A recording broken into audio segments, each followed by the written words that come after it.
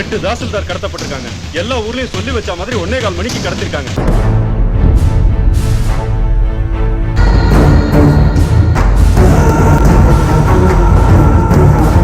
திங்கட்கிழமை முடிவு பண்ணி வெள்ளிக்கிழமை பண்ணதில்லை சார்.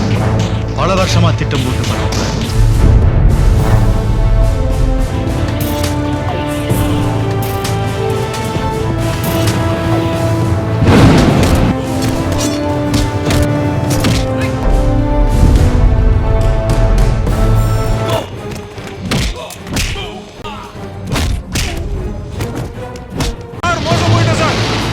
நம்ம டிபார்ட்மெண்ட் மேலே கை வச்சுட்டாங்க சார்.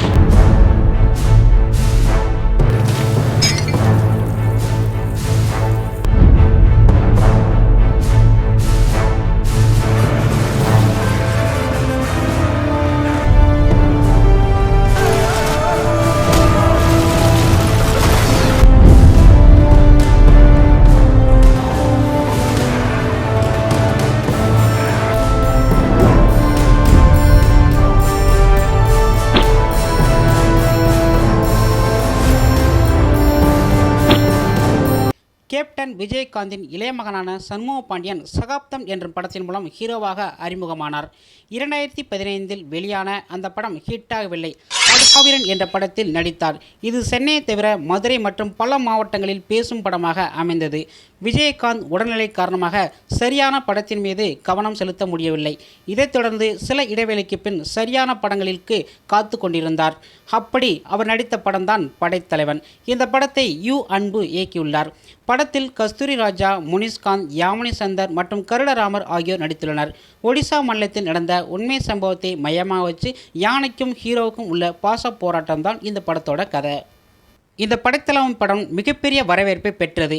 இதைத் தொடர்ந்து இப்போது கொம்பு சிவி என்ற படத்தில் நடித்து வருகிறார்.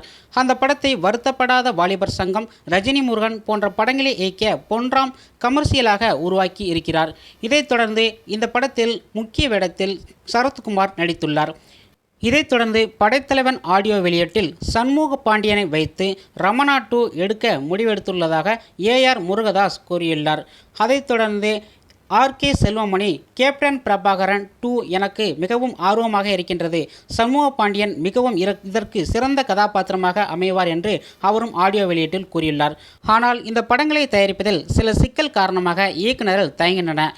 இதனால் தன் மருமகனுக்காக சண்முக பாண்டியன் மாமாவும் பிரேமலதா தம்பியுமான LK சுதேஷ் பிரபல தயாரிப்பாளர். இவர் விஜயகாந்தை வைத்து பல வெற்றி படங்களை தயாரித்தவர். அவர் மருமகனுக்காக இந்த படங்களை இயக்கியுள்ளதாக கூறியுள்ளார்.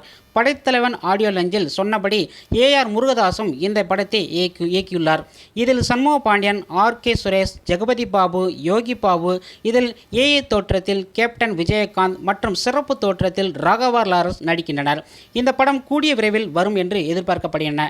ரமணா 2 சண்முக பாண்டியனுக்கு ஒரு சிறந்த படமாகவும் ரசிகர்களுக்கு நல்ல விருந்தாகவும் அமையும் என்று எதிர்பார்க்கப்படுகின்றது.